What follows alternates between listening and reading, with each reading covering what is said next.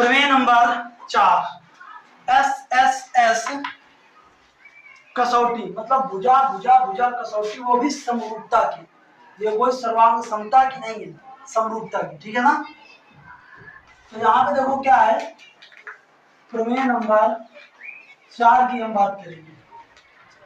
यहाँ पे क्या बात कही गई है, देखो इसका उद्देश्य क्या है।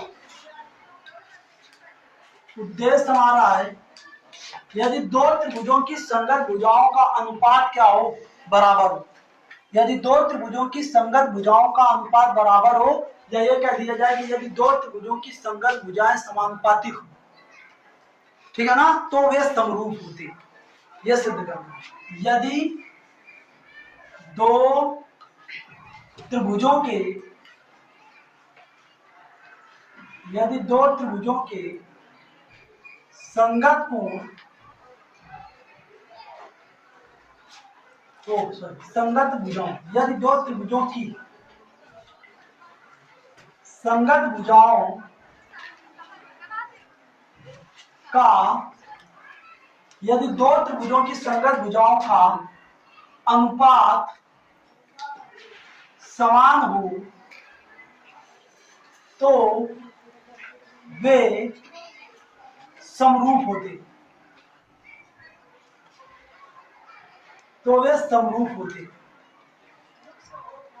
यदि दो त्रिभुजों की संगत भुजाओं का अनुपात समान हो तो वे समरूप होते हैं। ये बात, ये हमको सिद्ध करना है कि वो समरूप होते हैं। मतलब समान दिया गया है तो अब आपको कोण बराबर सिद्ध करना है, ठीक है ना। भुजाओं का अनुपात बराबर दिया गया है तो आपको कोण, संगत कोण बराबर सिद्ध करने हैं। अब देखो यहाँ पे आपको सबसे पहले दिया क्या है, पहले तो इसी के हिसाब से चित्र बनाएं। तो देखो यहाँ पे दो त्रिभुज हम बनाते हैं। एक हमारा ये त्रिभुज है जिसका नाम हमने दिया ABC, और एक इधर त्रिभुज बनाते हैं, इसी प्रकार का बनाते हैं लेकिन थोड़ा सा बड़ा बनाते हैं। ये हमारा P और ये Q और ये त्रिभुज ABC और त्रिभुज PQR। ये दोनों हमारे कैसे हैं, ये दोनों हमारे ऐसे त्रिभुज हैं जिनकी भुजाओं का अनुपात बराबर है। कहने का मतलब यह है कि त्रिभुज ABC व त्रिभुज PQR में, त्रिभुज ABC और त्रिभुज PQR में AB अपान PQ बराबर BC अपान QR बराबर AC अपान PR, ठीक है ना। अब हमारा देखो सिद्ध क्या करना है, सिद्ध करना है क्या क्या सिद्ध करना है भाई, इसमें सिद्ध करना है कि जो त्रिभुज ABC है वो समरूप है किसके, PQR के। अर्थात हमें क्या सिद्ध करना पड़ेगा, मेन बात क्या सिद्ध करनी पड़ेगी। हम पिछले प्रमेय में ये पढ़ चुके हैं कि जो समान कोणिक होते वो समरूप होते, तो हम यहाँ पे समान कोणिक सिद्ध करेंगे। अर्थात कोण A बराबर कोण P के, कोण B बराबर कोण Q के और कोण C बराबर कोण R के होते, ये हमको सिद्ध करना। अब रचना क्या करेंगे, देखो बात तो समझोगे। उसी प्रकार से यहाँ पे भी रचना करेंगे जैसे हमने उस सवाल में किया कि जो हमारा बड़ा त्रिभुज होगा, त्रिभुज PQR, त्रिभुज PQR की भुजा PQ व PR में बिंदु D व E इस प्रकार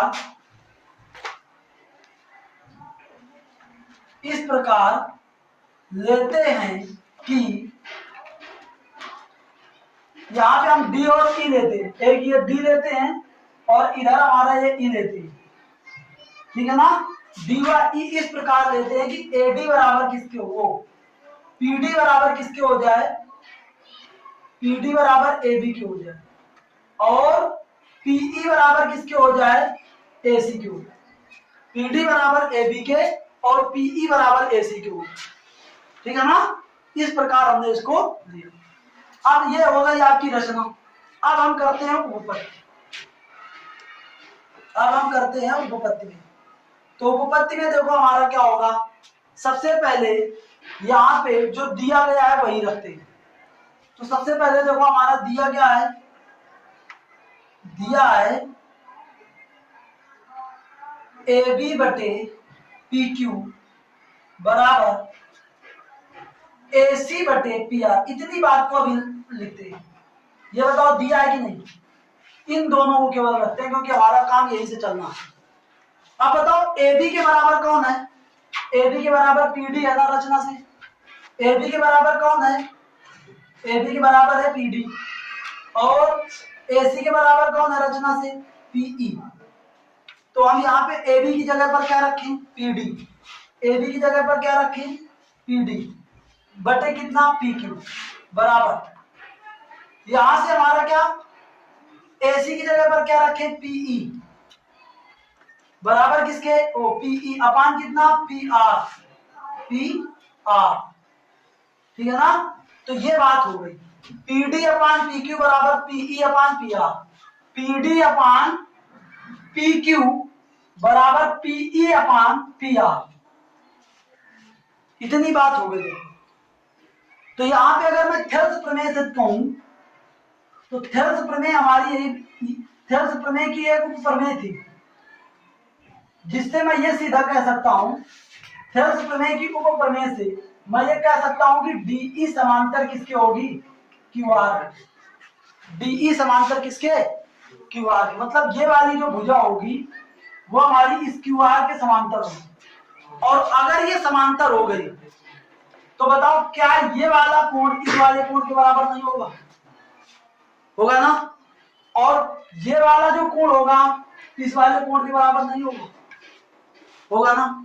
तो यहां से हमारा जो कोण पीडीई होगा वो बराबर होगा किसके, पी क्यू आर के। और जो कोण आपका पीईडी होगा वो बराबर किसके होगा, पी आर क्यू के। ये दोनों क्यों बराबर होंगे, क्योंकि ये हमारे संगत कोण हैं। ये दोनों क्यों बराबर होंगे, क्योंकि ये हमारे कौन से कोण हैं, संगत कोण। तो अब यहाँ पे देखो तुमको देखना है, बात को समझना है, इन दोनों त्रिभुजों की बात करनी है, त्रिभुज पीडीई और त्रिभुज पीक्यू आर की। इन दोनों त्रिभुजों की बात करनी है। तो त्रिभुज पीडीक्यू व त्रिभुज पीक्यू आर में तो जो हमारा पीडीई है वो तो बराबर होगा पी क्यू आर की, ये भी देखो हमने ऊपर से निकाला है।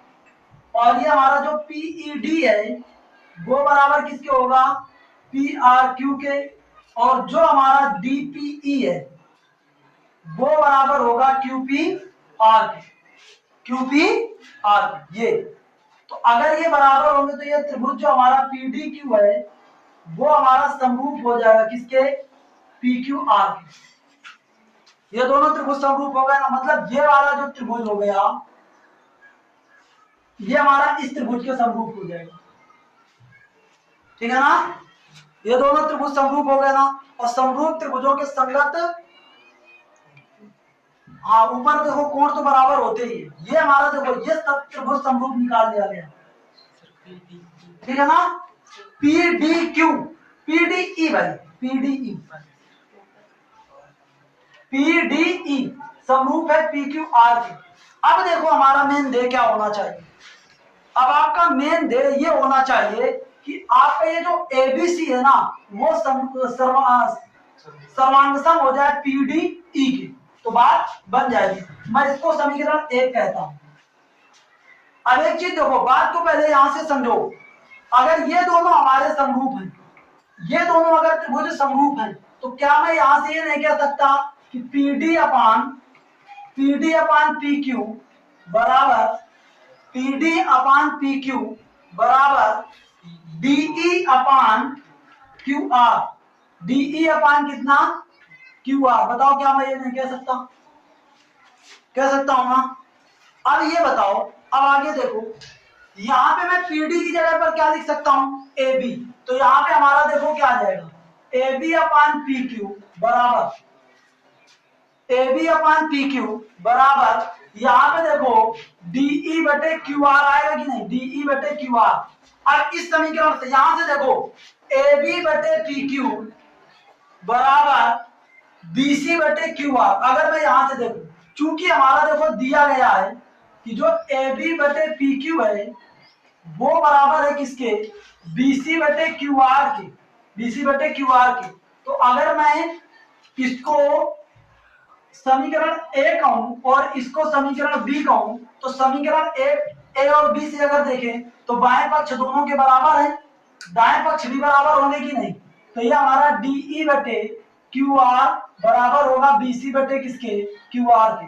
हर दोनों के सेम है तो क्या अंश बराबर नहीं होंगे, तो डीई बराबर किसके हो जाएगा, बीसी के। मुझको यही निकालना है, डीई बराबर किसके हो जाएगा, बीसी के हो जाएगा।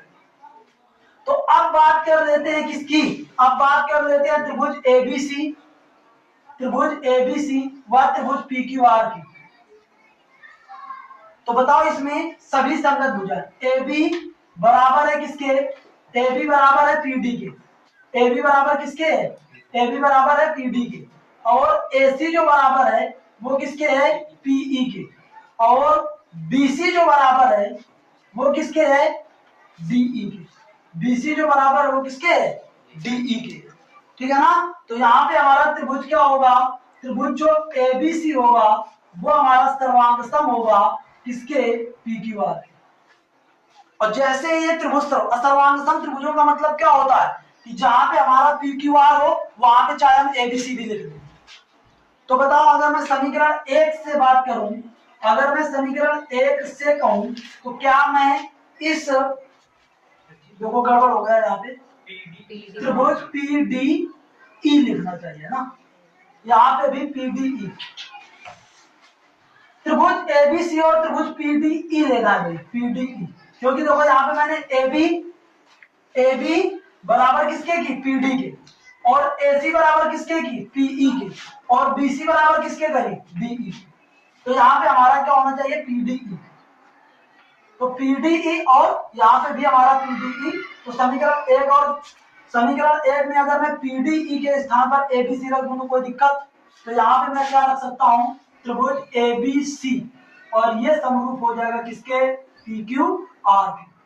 ठीक है ना। तो जब ये बात निकल आएगी, ये बात जब निकल आएगी तो ये ऑटोमेटिकली तुम कर सकते हो, या इसको निकालने की कोई जरूरत यहाँ पे नहीं थी। ठीक, ये बात तुम वैसे डायरेक्ट निकाल सकते हो आप, समझो। बताओ कोई दिक्कत होगी क्या। देखो यहाँ पे आपका PDE होगा, ठीक है ना, यहाँ पे आपका PDE होगा। ध्यान देना कहीं भी लिखना है थोड़ा बहुत गड़बड़ी हो सकती है, लेकिन पूरा मतलब तुमको समझ में आ गया कि ऐसे करना है, मेन यही है। ठीक, अब तुम कर लोगे, किसको क्या कम निकालना है वही मेन चीज। ठीक, यहाँ पे तुम्हारा PDE होगा क्योंकि हम ये त्रिभुज ले रहे हैं, जाहिर सी बात है PDE, और इसी को हमारा सर्वांग सम कराना इसके उद्देश्य से।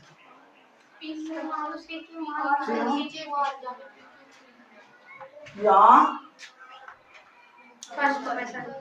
PQR